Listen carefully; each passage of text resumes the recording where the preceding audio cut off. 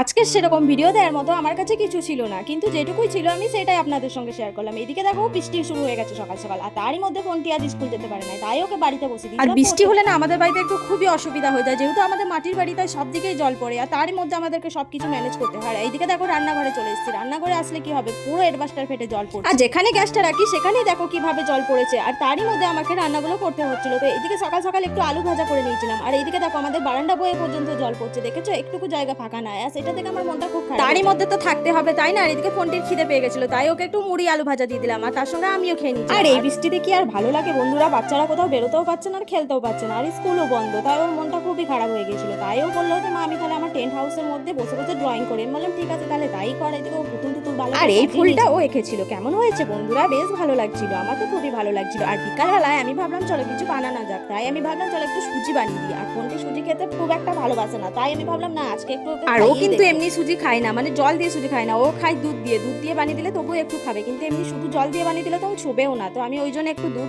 ছিল বাড়িতে, তো ওই দুধটা দিয়েই সুজিটা বানাবার চেষ্টা করলাম। তো এই দেখুন আমার প্রায় সুজিটা রেডি হয়ে গেছে। তো এই যে সুজি প্রায় রেডি হয়ে গেছে, তো চলো তাহলে এই যে দুটো বাটি নিয়েছিলাম, কেন কি এদিকে রস নিয়ে চলে এসেছে, তাই ওদের দুজনকেই বললাম নে দুজনে মিলে খেয়ে নে।